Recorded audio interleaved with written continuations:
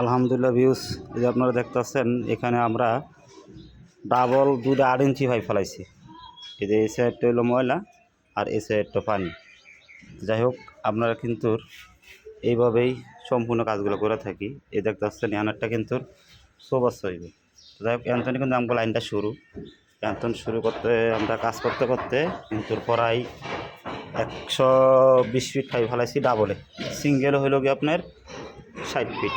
এই দেখতে পাচ্ছেন এখানে কিন্তু একটা সুবাচ্চা, এটা আমরা এখনও কমপ্লিট করি না, মাত্র আজকে থেকে কাম ধরলাম, রেডি করতে আসছি। তো দেখ আমরা 120 ফিট পাইবে সিঙ্গেল হয়তো আপনার হয়েছে গিয়া 60 ফিট।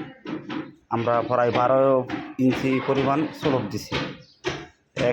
20 ফিট পাইবে আমরা 2 ইঞ্চি করে স্লোপ দিই।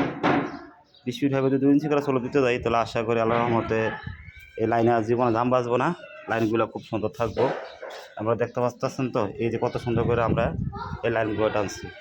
তো আশা করি সবাই যদি এরকম সুন্দর মতো লাইন টানে, তাহলে ভবিষ্যতে দেখা গেছে গা আর কোনো দিনও এই লাইনগুলো দাম বাজার সম্ভাবনা থাকে না, অথবা দাম বাজে না।